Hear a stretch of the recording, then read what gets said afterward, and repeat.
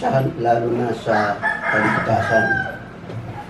Kaya kung iikukan natin yung mga pinag-aralan natin, i-summarize natin, alam natin na kaligtasan, ito ay kapag ating naranasan na, ito ay immediately na nasa atin na yung kaligtasan. Kaya nga nakalagay sa 1 Corinthians, na pinag-aaralan natin, chapter 15, verses 1 to 4, sabi doon, "Moreover, brethren, I declare unto you the gospel which I preach unto you, which also you have received, and wherein you stand, by which also you are saved, if you keep in memory what I preach unto you, unless you have believed in vain.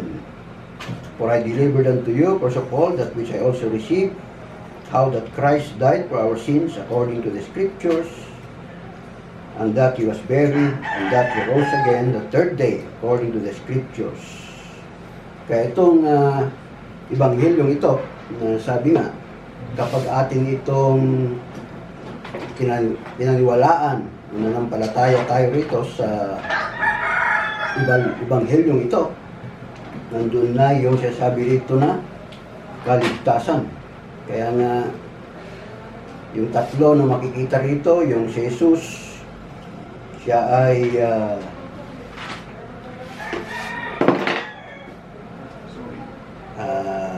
namatay sa ating kasalanan. Sabi diyan, according to the Scriptures, siya ay He was buried, and then He rose again the third day according to the Scriptures. Kaya kapag ito ay ating pinaniwalaan, mananampalataya tayo rito na ang Panginoong Hesus siya nga ay namatay para sa kasalanan natin. Siya ay buried, no? At nabuhay muli. Kaya yung tatlong yan, sabi rito, tayo ay ligtas. Sabi, you are saved. Kaya yung word na you are saved, ito ay kaagad-agad, no? Ligtas na.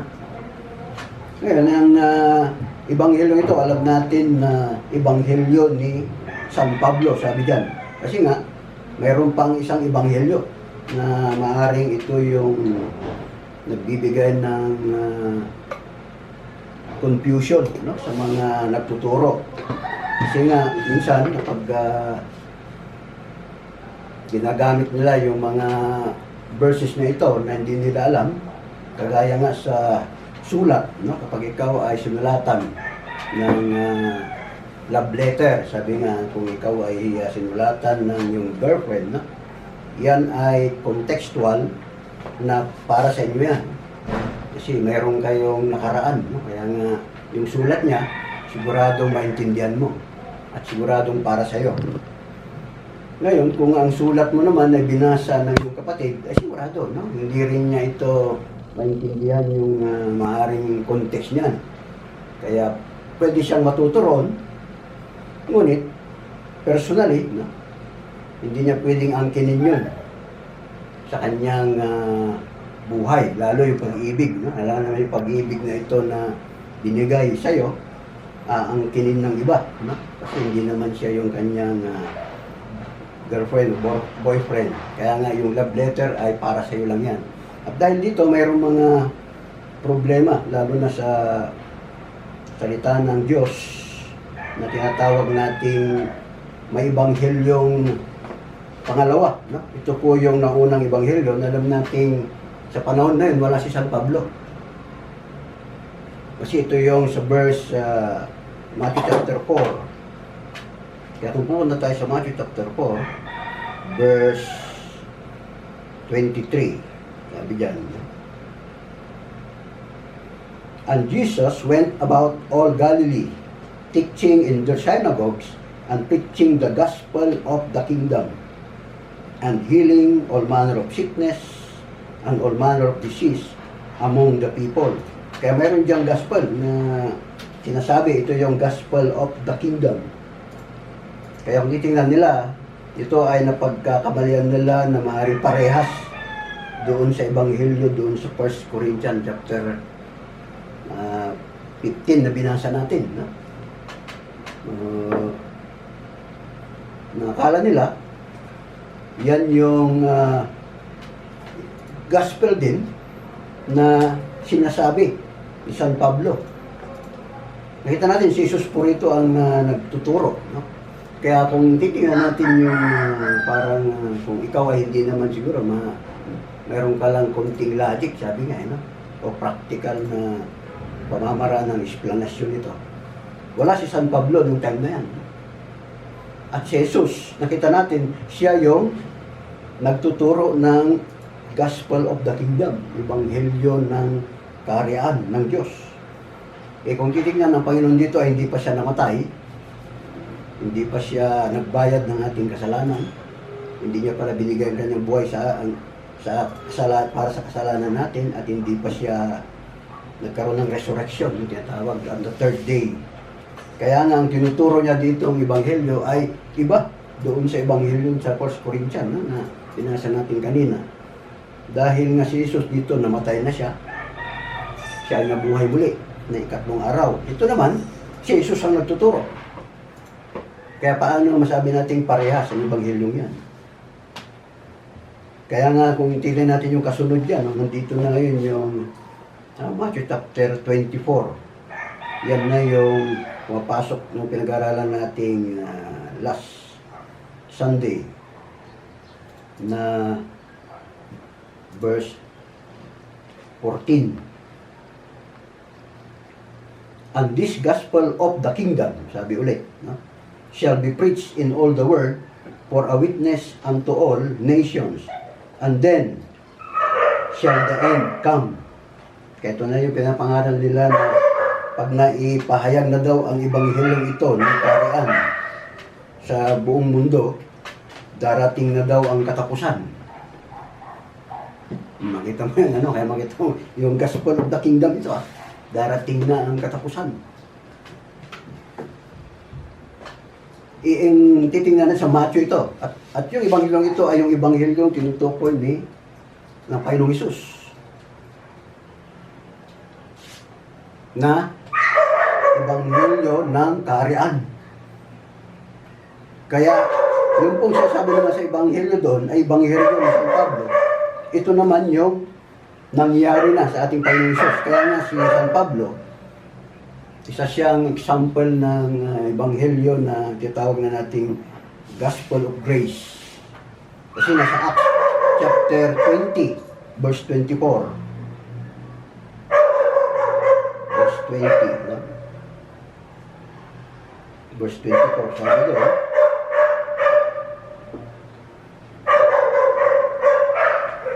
but none of these things move me, neither count I my life dear unto myself, so that I might finish my course with joy and the ministry which I have received of the Lord Jesus, to testify the gospel of the grace of God. Ito naman yung tatawag nating pangalawang Ebanghelyo, no? The gospel of the grace of God. Kanina yung gospel of the kingdom, at ang Panginoong Hesus nagtuturo. Ngayon, ito yung gospel of the grace of God.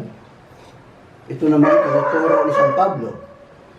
At makikita mo yung sinabi natin kanina, si Jesus, siya ay ang nagturo. Kaya nga itong si Pedro na nakakarinig, parang isang teacher, no?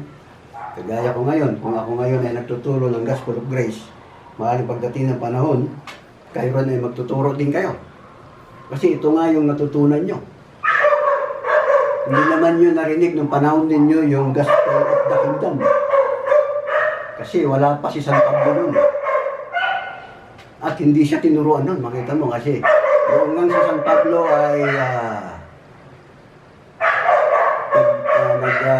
nagta-travel para hanapin yung mga Kristiyano noon para patayin. O kaya i-confirm niya kasi nga parang siya yung pag pinapatay yung mga Kristiyano, nandoon siya na parang nag-agree. Parang siya yung isang leader ng Pariseo noon na ang kanyang passion ay patayin ang mga mananampalataya. Ngunit sa pag-travel niya sa Damascus, doon niya na-meet ang ating Panginoong Hesus. Ngunit ang Panginoong Hesus noon ay pumunta na sa langit, no? Kaya nga narinig na lang yung boses, Saul, Saul, why are you persecuting me? At nakita mo yung pagbabago agad, no? Kaya nga, si San Pablo, isa siyang, sabi nga doon sa iba niyang mga sinulat, ay siya ay persecutor, siya rin ay blasphemer. Siyang pinaka-list sa mga apostle, sabi niya. At makita natin, kahit na gano'n na nangyari, siya ay tinawag ng Diyos. Kaya nga isang biyaya ito. Yung bang, kung ikukumpara natin kay Pedro, sino kaya ang mas babait sa kanila kung ikukumpara natin? Si Pedro ba o si San Pablo? Siyempre, makita natin si Pedro noon, nung tinawag, isa siyang mangingisda. Kaya alam niyo mga mangingisda, parang siguro, makabisyo lang niya na siguro. Malaman natin, umiinom sila din doon sa beach, ganyan. No? Pero si ano ang problema kay San Pablo? Siya ay isang killer, no? Murderer. Kasi pinapatay niya mga Kristiyano. Yung time na yan, sila Pedro, wala, kita mo, tahimik lang sila nag-fish. Ngunit, itong gospel na ito ay sadyang picture ng isang biyaya, sabi nga, na tinawag si San Pablo kahit sa kanyang anong sitwasyon na napakamasama siya. Hindi na siya hinintay na magbago at ginawa na siyang apostol ng mga hintil. Hindi kagaya ni Pedro na mayroon pang pagsunod sa batas, pagsunod sa mga gawa na dapat nilang sundin. Kaya nga makita mo, ito ang pagkakaiba ng gospel of the kingdom. Ito yung, they are under the law. Kaya nga makita mo, sila ay ligtas sa pamamagitan ng pananampalataya at pagsunod sa batas ng Diyos. At ito naman, biyaya, ebanghelyo, na bago, sabi nga, dahil si San Pablo, hindi niya ito narinig, noong siya ay nagtatravel, doon na lamang ni-reveal sa kanya. Kaya nga, itong revelasyon na ito, na mystery, ito na yung nakatago noon pa. Sabi nga, in-reveal na sa kanya, na ito na yung ebanghelyo ngayon, na ng Panginoong Hesus. Siya ay namatay sa ating kasalanan, at siya ay nilibing at nabuhay muli ng ikatlong araw. Kaya nga makita mo yung pagkakaiba nila, no? Si San Pedro ngayon, ang ito ngayon yung nakakuha ng turo na yan, kaya tinuturo-turo pa rin nila yan hanggang sa makaabot sa Acts nila Pedro, at nakita nila mayroong isang tao ngayon dito na si San Pablo nagtuturo ng ibang pagtuturo. Ito na yung Gospel of the Grace of God. At yung kay Pedro, the Gospel of the Kingdom. Kaya nga, hindi naman, sabi natin, nagkamali bang Diyos? Makita natin na inilabas ito. Dahil nung panahon na yon, hindi pa rin nanampalataya ang mga Hudyo. No? Kaya nga, ginamit si San Pablo. Siya na ngayon ang magturo ng Ebanghelyong ito, na kahit sino makarinig, kahit man Hudyo o Hintil, ay maliligtas. Plus, sabi nga, wala ng plus. No?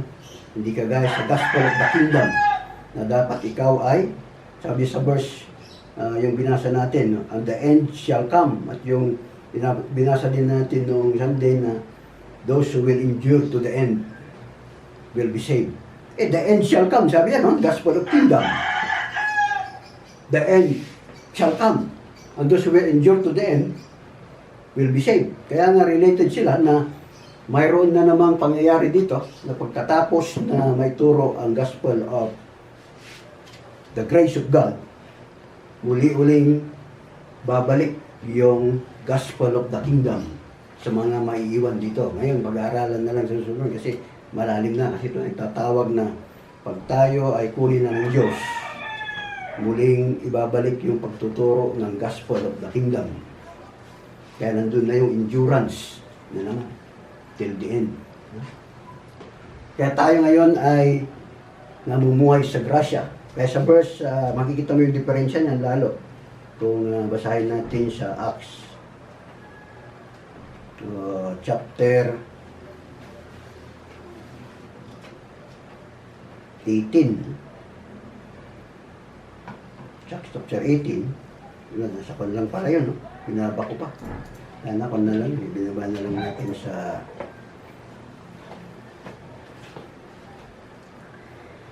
verse or Galatians 2:7. Yung ngayon dito sa 2:7.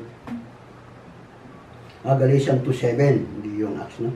Sabi diyan, but contrariwise, when they saw that the gospel of the uncircumcision was committed unto me, kasi San Pablo yung dito nagsasalita. But contrariwise, when they saw that the gospel of the uncircumcision was committed unto me, as the gospel of the circumcision was unto Peter. Kaya ito na, no? Sa Tagalog, kundi bagkos nang makita nila na sa akin ay pinagkatiwala ang ebanghelyo ng di pagtutuli. Sabi yan. Kaya ito na yung word na ginamit ulit dito. Kaya di pagtutuli, ibig sabihin, hindi pagsunod sa law and ordinances. Kasi noon, kapag isa kang manampalataya na Hudyo, dapat ka magpatuli. Merong pagtutuli yan. Kapag hindi ka pa natuli, ibig sabihin, hindi ka pa ligtas. No? Meron ka pang mga ordinances na susundin. Kaya nga dito, yung nilagay, ibinigay na kay San Pablo yung pinagkatiwala na kay San Pablo yung ebanghelyo ng di pagtutuli. Ngayon, gaya rin naman ng pagkakatiwala kay Pedro ng ebanghelyo ng pagtutuli. Kaya kay Pedro na ngayon yung gospel of circumcision. So ito yung gospel of the kingdom. Ikaw ay under the law na kailangan sundin mo rin yung mga batas bago ka maligtas. Dapat kang gumawa ng mabuti. Sabi nga, yan na, no? Kaya na ito yung nagkakamali ang mga pagtuturo dahil hindi nila alam yung love letter na yan, no? Na may love letter na para na si San Pablo ang nagsulat. May love letter din na ang nagsulat ay si Pedro. At minsan, dahil hindi nila alam ito, yung mga pagkakaiba-iba nito, yung love letter ni San Pedro para napagsasama nila.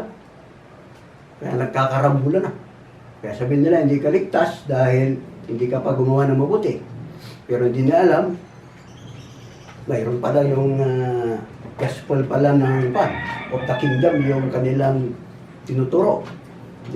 Tapos mamaya pupunta kay San Pablo, hindi, sabi sa Ephesians 2:8 and 9, sabi natin, tingnan sa Ephesians 2:8 and 9, no? Sabi rito sa 2:8 and 9, for by grace are you saved through faith, and that not of yourselves, it is the gift of God, not of works, lest any man should boast. Bigla na namang sabihin na nila, wala naman palang gawa. No? Hindi na kailangan gawa. Kaya kakaroon na ng confusion ng mga nagtuturong ito. No? Kaya lang alam sana nila na yung love letter na ito ni San Pedro ay para sa mga Hudyo na hindi nanampalataya kay Kristo,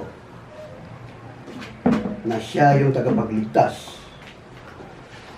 Doon nila maintindihan na hindi para sa kanila yun.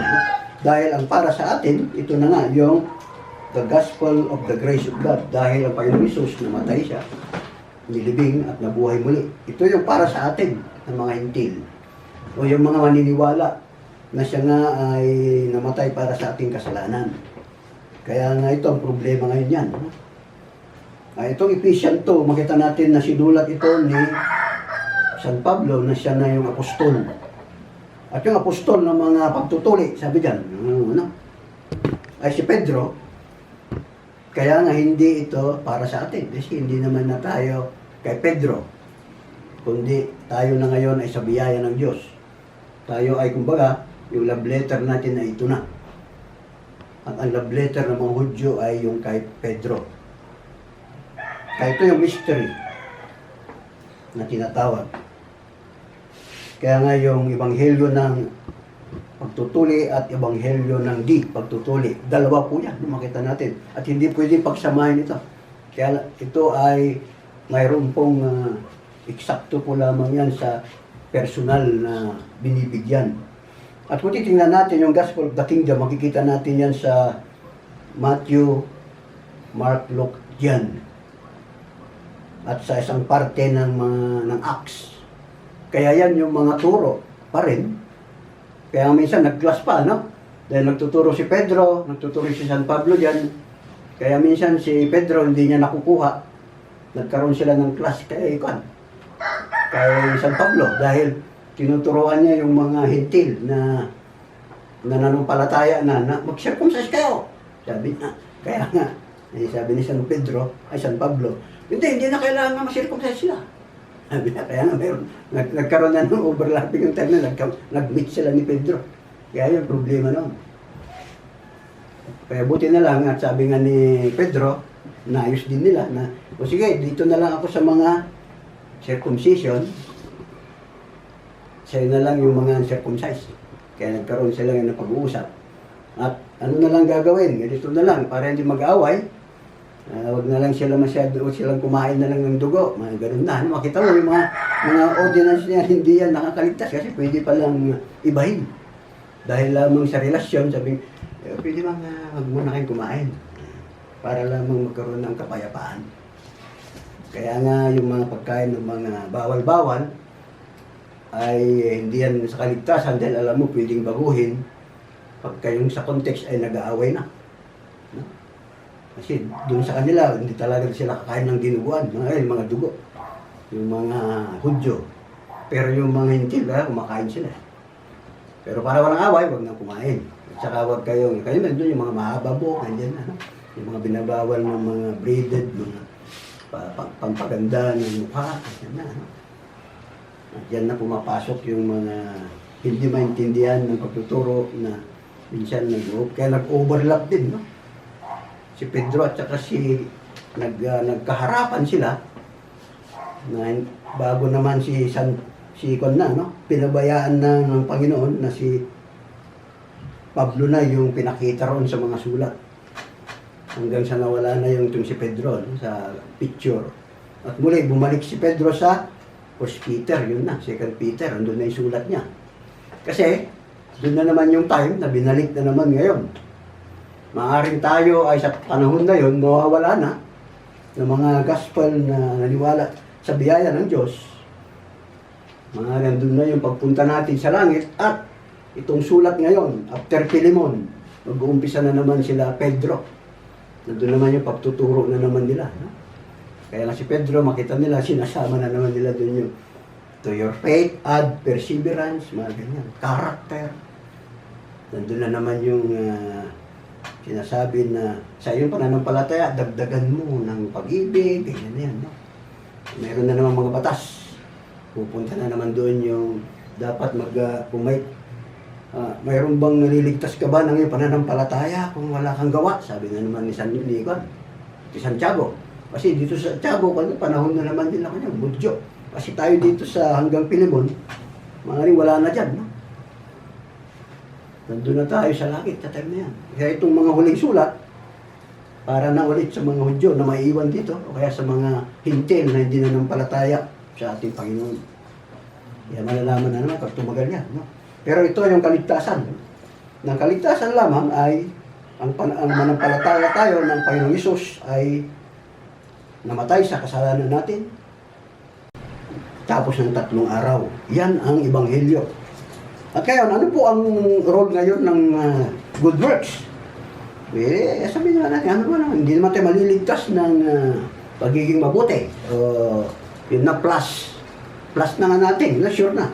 Kasi nga iba, no? Kapag ikaw ay ligtas na, mayroon na yung mga expectation, no? Na tinatawag. Pero minsan, ang expectation, dahil nga sa ating pagkitao, ini-expect nila na kung Kristiyano ka, sabi nila, dapat, no? May mga ganon, no? Kasi ang ating nanampalataya kasi tayo sa isang Diyos na napakabait, sabi nga, are you a good teacher? Sabi nga na nagturo sa Panginoong Hesus. God is the only one that is good, who is good, sabi niya. Kaya nga ang Diyos ay babait, ang mabuti. Ngayon tayo mga nanampalataya, ito ngayon yung ini-expect din ng ng tao. Pero ito ay expectation, no? I-expect. Ngunit makita natin na hindi magkakaiba-iba ang ating paggalaw niyan. Kasi nga, pag nanampalataya ka na, doon na ang banal na Espiritu sa'yo, siya na ngayon yung tutulong. Kaya sabi sa Ephesians 2:8, 9 and 10, not of works, sabi nga niya, tutuloy natin, for, verse 10, no? We are His workmanship, created in Christ Jesus unto good works, which God had before ordained that we should walk in them. Ngayon, itong paggawa ng mabuti pala, ay noong pa yan. Nakalaan na sa atin yan. Nagagawin natin. Pero hindi yan yung kaligtasan. Ano nila nga, pinisiparit natin ito. Na-prepare na yan noong pa ng Diyos para gawin natin, ngunit hindi yan yung magliligtas sa atin. Sa ating kasalanan. Kaya ibig sabihin, nauna na yung gagawin natin. Kaya ibig sabihin, He ordained that we should walk had before, which God had before ordained. Sapagkat tayo kanyang gawa na nilalang kay Kristo Jesus para sa mabubuting gawa. Yan ang ating purpose din sa buhay. Hindi yung nakaligtasan. Purpose. Hindi yan yung sabi niya na sapagkat tayo kanyang gawa na ililigtas tayo sa mabubuting gawa. Hindi naman. Kundi nilalang kay Kristo Jesus para sa ibig sabihin mabubuting gawa. Para sa kabutihan, para sa paggawa ng mabuti. Pero hindi yan yung para sa ikaliligtas. Kaya yan ang magiging resulta ngayon ng pananampalataya natin, yung paggawa ng mabuti. Ngunit, hindi mo rin naman pwedeng sabihin yan na kapag may nakita kang kapatid na nandun pa rin yung ginagawa niya dati, ay hindi na siya ligtas. Maaaring may kanya-kanyang pa yan no? Kasi nga, parang workmanship, yung word na ginamit na workmanship, parang ikaw yung piece of art, ang tawag niya. Yung ikaw ang kanyang obra maestra. Ngayon, kung obra maestra ka, ikaw nililok, curve, yung parang sculpture na yan. Maaaring ikaw ay mas matagal kang makarve. Kasi nga, maaaring yung gawa sa iyo ay mas matigas na kahoy. Kaya makita mo, hindi pagtangga tayo magkagawa. Meron dito yung mahugani siguro, napakagandang curve. Kandali. Yung isa, nara. Kaya nga yung paggawa ng mabuti ay hindi pare-parehas. Kaya hindi mo rin masabi ng isang tao kapag hindi pa siya gumagawa ng mabuti, maaaring siya ay dating lasinggo, dating gusto ng palataya. Ngayon, ganun pa rin siya hanggang ngayon. Hindi mo pa rin masabing siya ay hindi ligtas kasi nga, maaaring yung kanyang pagbabago o yung paggawa ng mabuti ay hindi maaaring matagal sa kanya. Yung iba naman mabilis. Ganun yan. Kaya nga hindi na siya no? Kaya nga hindi pwede sabihin kaligtasan yan. Kasi pagka ligtas ka sa kabutihan, maaaring mahirap nating ma-perfect ang kabutihan. Kasi maaaring babalik-balik tayo. Kaya parang yung sa naglililok, no? Babalik-balikan niya yung tenga dahil hindi na naman makinis. Kaya nga nilililok tayo ng Diyos. O kaya yung pot. We are the pot. He is the potter. Siya ang magpapakinis sa atin. Hindi naman tayo. Kaya siya rin ang gagawa ng paraan para tayo magawa natin yung kabutihan. At yun nga, mas marami pang mabuti sa atin, pero hindi sila ligtas. Kasi nga, hindi nga sila maliligtas sa gawa, sa kabutihan. Kaya nga makita mo, parang mas mabait pa yung isang Mormon sa atin. Mas mabait pa sa atin yung isang Jehovah. Pwede rin. Mas mabait pa sa atin yung isang iglesia. Mas mabait pa sa atin yung dating daan. Kaya nga sabi na ito, both generalized. No? Yung isang Pentecostal, lahat na. No? Pero ang problema, sila ba ay nanampalataya ng Panginoong Hesus ay namatay sa kasalanan nila, nilibing, at nabuhay ng 3 araw. Yung 3 araw. Ayun ngayon yung problema. Kaya pag nagawa natin yan, ang paggawa ngayon, ang Diyos na, sabi nga, He who began a good works in you will complete it. Sabi niya. Tapos sabi sa body reform, sabi nga na God is complete in us. Kumpleto ng Diyos sa atin. Ibig sabihin, wala nang kailangan ngayon, isang Diyos na rin ang gagawa ng paraan para tayo ay gumawa ng mabuti. Para tayo ay masunod yung batas. Lahat na yan. Ngunit produkto lamang yan ng ating kaligtasan. Kaya nga hindi natin ito, kumbaga, magiging permanente kung ang Panginoong Hesus ay ang banal na espiritu wala sa atin. Kaya marami ang gumagawa ng mabuti, no? Kahit hindi pa ligtas. Ngunit makita mo, sa Panginoon, ang tingin niya mga yon ay rubbish, sabi doon. Kasi nga, kahit maganda yung ginagawa, hindi naman sila nanampalataya sa kanyang anak na siya ay niligtas nila. Niligtas sila sa kasalanan.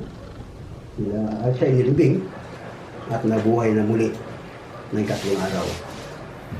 Kaya yan, natapos na rin natin ang ating topic na kaligtasan. Kung na ba kayo nanampalataya ka sa ating Panginoon na siya ay namatay, nilibing, siya ay nabuhay muli. Amen. Amen. Tayo manalangin. Maraming po salamat o Diyos na sa aming pagsasara ng Ebanghelyo ng iyong biyaya. Na ito po nga ay binigay mo kay San Pablo na ang aming apostol na kami po ay naligtas dahil sa iyong kamatayan sa aming kasalanan at ikaw ay nilibing at nabuhay muli ng 3 araw. Kami po ngayon, O Diyos, ay mayroon pong assurance na dating ng araw, dahil na ikaw ang nagtawag sa amin, ikaw rin din po ang gagawa. At kami, O Diyos, na namumuhay sa biyaya, alam namin na ang gawang mabuti ay aming gagawin din sa aming buhay. Kaya lahat ng ito, O Diyos, hindi po kami makapagyayabang, hindi rin po kami masabing kami ang nagligtas sa aming sarili. Kaya hindi po kami pagmalaki, kundi ang biyaya mo, Diyos. Kaya nga po wala po kami na masabi na ipagyabang sa Diyos, ikaw lamang ang gumawa ng lahat ng ito. Dahil kami itong gagawa, meron din po kaming limitasyon, may kahinaan. Hindi namin kaya 100% na gawang mabuti. Hindi minsan, O Diyos, kailangan namin biyaya mo dahil sa aming pagkakasala. Salamat, O Diyos. Pinatawad mo na ang aming mga kasalanan. Maraming po salamat po sa aming kaligtasan ito sa pangalan ni Jesus. Amen.